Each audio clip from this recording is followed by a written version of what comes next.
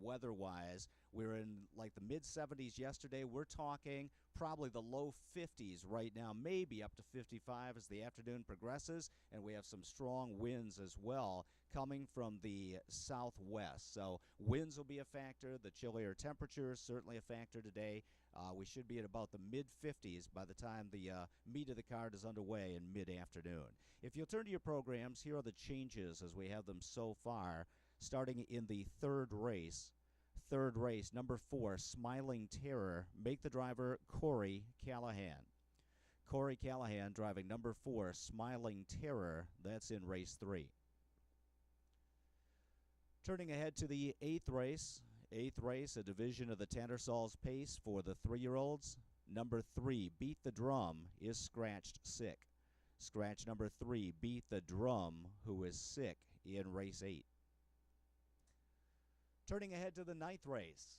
In the ninth race, a division of the Glen Garnsey Memorial for the 3-year-old pacing fillies. Scratch number 5, Galley by the Beach, who is sick. Number 5, Galley by the Beach, is scratched sick. That's in race 9. And the final change today so far comes in our final race, the 13th race, a driver change on number 9, Damn Fool or Millionaire. Make the driver Dave Miller. Dave Miller will drive number 9, Damn Fool or Millionaire, in race 13.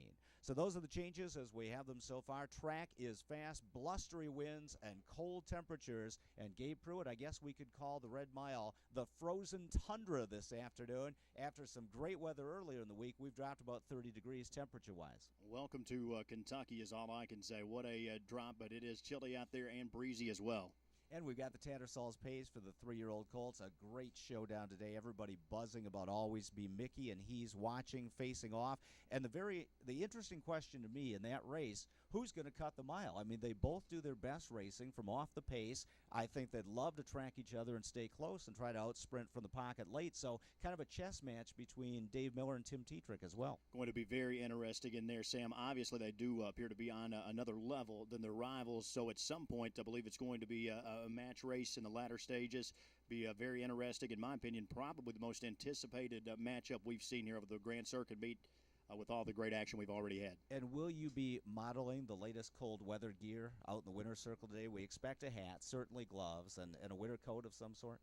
Hat I'm going to have to work on. I'm going to have to talk to our man Jeremy over at the gift shop. Gloves and a jacket for sure. And, of course, my jacket is on sale over at the gift shop. And the gift shop also doing great business with sweatshirts and the winter coats and hats and gloves and that sort of thing. Jeremy is the one guy who's smiling about the weather today here in Lexington. For those of you on track, be sure and check it out. Best gift shop in harness racing right across the way from our TV studio by the main entrance on the ground floor. Gabe, let's get to handicapping here. We start with the first race, the Bill Peretti Memorial for 2-year-old colt and gelding pacers. Now buckle up, the 7-horse won this same late closing class last week by 6 lengths. Going to be a very short price, but impossible to get around. Facing pretty much the exact same crew, Sam. I don't see any way around the 7 buckle up. I think we're just going to have to buckle up and take the short price here this afternoon. For the exotics, I'm going to try the 2 Major War, who did finish second, a distant second at that end behind him last time. And an interesting first-time starter here, the 5 Muffins Man from trainer Tony Alagna. Zeron's choice over the 6. Who knows what he is? He has sprinted home well in his qualifiers. I'll use him underneath as well. And that one owned by Michelle and Albert Crawford. And the Dam Just Chillin' Out was actually the world champion 3-year-old pacing filly on a 5/8-mile track at one point, so certainly some pedigree there for Muffins Man.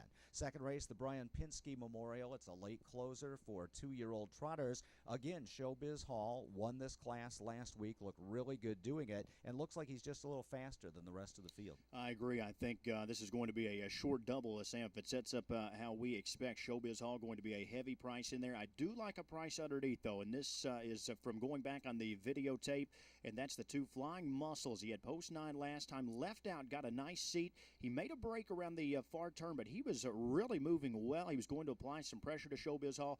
Don't think he was going to go by, but I think he was going to hang in and be very close there, and I think that's a long shot that could hit our ticket in behind the favorite in race 2. Moving on to race 3, it's the Sweet Lou late closer for 2-year-old colt and gelding pacers. Just announced this morning, Sweet Lou is going to stand at Adam Bowden's Diamond Creek Farm in Pennsylvania next year. We'll see him in action tomorrow here in the All-Arage. Yeah, great to see him in what turns out to be his final campaign. He's been excellent. be very interesting to see his offspring one of these days. But again, very looking forward to him in action here tomorrow. And number 6, Bet You, in the third race looks really good, dropping out of the Grand Circuit competition. This horse was also a New York Sire Stakes finalist, and in the Grand Circuit race last week, Lost for Words paced the final 3 quarters in 1:21-1, and Bet You was right there in behind him. Anything close to that, he should just demolish this group. I think so as well. What a major step down here, late closing company. There are some decent colts in here, but Bet You, as you mentioned, finished close in that stakes mile. Anything similar to that should be plenty. He's had 9 starts, first or second, and 7 of those all against tough company. Again, we're on the same page here. Looks like another short price in the third. And I do have a couple long shots to swing underneath. I think number 5, Olipop, who's one of the best colts in Ohio. In fact, he was third in the Ohio Sire Stakes Championship. Could certainly hit the board for Ron Potter.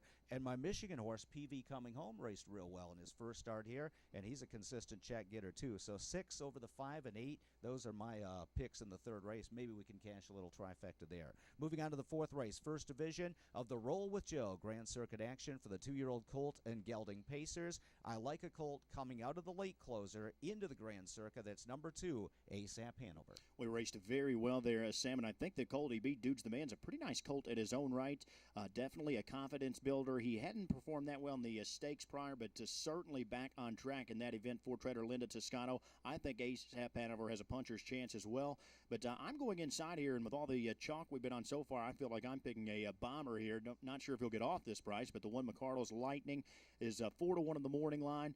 He's raced very tough on the Pennsylvania Sire Stakes circuit. Actually, if you go back to the 22nd of August, an interesting event there at Harris, Philadelphia, he handily defeated the 6 Rich Wisdom, who was going to be the likely favorite there. I think McCardle's Lightning is the play in race 4, and I'm all over him here, 4-1 again in the morning line. And Rich Wisdom deserves to be the favorite. He paced his back half in 54 and small change behind In the Arsenal opening weekend. Moving on to the 5th, another division of the Roll with Joe. We talked about Lost for Words earlier, and we talked about some serious speed. Last 3 quarters in 1:21-1, and that's flat out carrying the mail. It was all over there, Sam. After that 32nd quarter, he actually moved up to take the lead there as they were moving up the backstretch. But big effort there. Trainer Brian Brown is in the midst of a great season.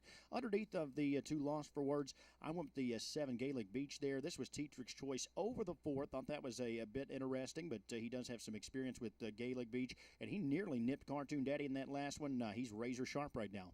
Moving on to the 6th race, the Mr. Muscleman late closer, Mr. Muscleman's little brother, explosive brother from Post 9. I'm using him on the ticket.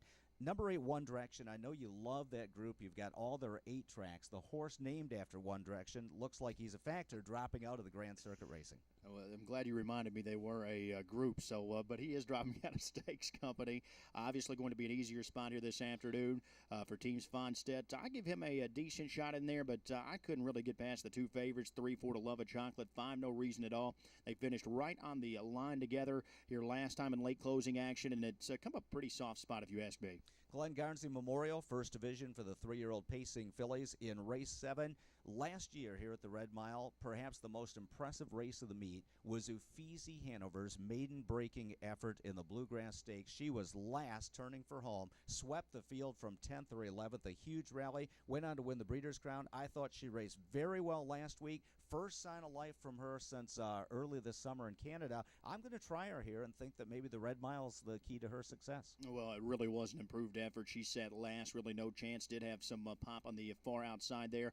It looks tough to get past her stablemate, though, in my opinion. The 8 getting ready to roll. Her move back to the big track was key last week, an easy victory. However, I do like a big long shot here for underneath in your exotics. The 1 fits well, and she is really going to be tested for class here this afternoon. She added Lasix, was tortured there to make the lead in that group. Obviously, a much lesser crew she defeated. She had a good look to her, though. I think Lasix may be the key, and we are going to get a big number on her from the rail. Well, we talked about Uffizi Hanover maybe being the most impressive winner last year, but the best race of the year was the Tattersall's Pace, Captain Treacherous, and Vegas Vacation in the Slugfest. 8th race, the 2014 edition of the Tattersall's First Division. Always be Mickey, and he's watching. I think we're going to see the same thing. What a heavyweight bout, and things are going to become a bit more interesting. There we had the scratch of the three beat the drum, so we're down to only a six-horse field. As you mentioned earlier, it's going to be quite the chess match between Dave Miller and Tim Tetrick, and obviously those two clear standouts. Always Be Mickey, though, Sam, probably went the most impressive mile I have ever seen in the nighttime here at the Red Mile. He was used extremely hard, and that final eighth of a mile in there, he just found another gear, sprinted well clear. I was just overly impressed with that effort. He's watching, of course. I would not discount that effort. He had to close into a 53-second back half, just almost impossible, but he was only beating a length and a half. Going to be a great matchup. And Always Be Mickey, Dave Miller really didn't get him rolling till inside the last eighth of a mile. Wasn't even asking him, and he paced home in 25 and change. I mean, like you said, he was flat out smoking in that final eighth. Ninth race, second division of the Glen Garnsey Memorial. Maybe another horse for the course. Precocious Beauty set the world record last year, or equaled it, for two-year-old pacing fillies. I think she's showing signs since adding Lasix and picking up her game, and I'm going to try her here with the scratch of Galley by the Beach. I agree with you as well. I actually liked her even before the scratch, but now certainly with the scratch, even more so for our local connections here. Jimmy Averett, the owner and breeder. So a Precocious Beauty, I agree, since adding Lasix. She fired back the better effort last time. Acknell should be a bit sharper here. She's racing, should be tightened up off the start last time. I look for it to run 3-7 to the ninth. Moving on to the 10th, another division of the Roll with Joe for two-year-old pacers, and it's so fun at the racetrack to hear the whispers and the rumors, and a lot of people saying, oh, I didn't think Art Speak looked that good last week. Folks, to me, he looked like he was totally in hand. And Scott Zeron is wise beyond his years. Why win by 10 lengths when you can win by a length and save those other 9 lengths for down the road? Well, I'll tell you, maybe he didn't win as impressively as he has in the past. We've just gotten so used to seeing him draw away easily from fields. But nonetheless, I agree with you. It looked like he was shut down. It's funny, we haven't talked about it, but I have heard several schools of thought on his performance last week. But until they prove they can beat Art Speak, for my money, he's definitely the top of the country. And I certainly have to point out, in the arsenal, my best bet of the meet at 25-1 that won last week. I got to pat myself on the back for that one. Even a blind squirrel finds an acorn occasionally. That was a TV room shout-out. I was here for that. And they missed the gimmick. That's par for the course. Moving on to the 11th race, second division of the Tattersalls. Let's drink on it. Joe Siekman puts Brian Sears up. This horse has been racing very well. He was second in the jug. I think it's Mel Murby Beach and J.K. End of an Era to slug it out here. I agree, 3 favorites, so really no surprise. But the key thing for me was the 6, J.K. End of an Era. He comes off a sloppy track win there at Hoosier Park. That track was pretty well off at that point of the night. And the key to me, Sam, he beat Always Be Mickey. So if I'm in love with Always Be Mickey, which I am, J.K. End of an Era just defeated him and really seems to be rounding into form. The Connections have done a great job picking his spots this year. He's missed some of the big dances, but still put together a great campaign, over $700,000. Obviously, you can't overlook Let's Drink on It or Melmurmy Beach, but I get the slight edge to J.K. End of an Era. And this track should suit J.K. End of an Era, a horse that may have some physical issues or whatever. They get on this surface. It's great for their feet and everything else, and I expect a big effort from him. As far as Always Be Mickey, that track was so off. I mean, they might have gone 46 if it was fast, but that's not his game, just that speed mission down the road. He's better if you let him settle and just come with that continued speed grind, and I think he kind of raced against his preferred style. Might have been why he got beat there. Moving on to the 12th race, another division of the Roll with Joe. I'm going to try number 6, Lone Survivor, for Sam DePinto. The horse made the final of the Metro, and the wheels fell off the bus there. Qualified back okay after a freshening. I thought his start last week was decent, and I think he can step up here. Well, you are not the lone handicapper on Lone Survivor, Sam, because I actually made him my long shot of the day this afternoon. I agree with you entirely. Got caught in the back there, final 3 quarters, 21 and change there, and raced evenly, even passed a couple of rivals. Thought that was very impressive. He draws in a pretty wide open division, and I think we'll probably get every bit of that 6-1 price. One thing to keep in mind, the 2 favorites there in race 12 are both still maidens, so maybe not overly tough. I really think Lone Survivor can step up and get the job done. 13th race, the Steve Brown Memorial late closer, sponsored by Fennels. You can't go against odds on Amethyst. Team Tactor, Jimmy just turned him around last time out. He looked rateable, and he looked great, winning in 52 and change. Bionic Man, who's won with him earlier this year when he was in a different barn, is up today. Number 9, Damn Fool or Millionaires, my best long shot. I'm 5'9", I'm 5 all 9, and I'm probably going to play a 9.5 as a saver. I agree, Sam. I think it looks ice cold to me, 5'9" as well. Damn Fool Millionaire might end up being the second choice in there. He's been keeping some great company. You can see he's had some close finishes behind Father Patrick, Trixton, E.L. Titan, just great fields he's been finishing up in behind.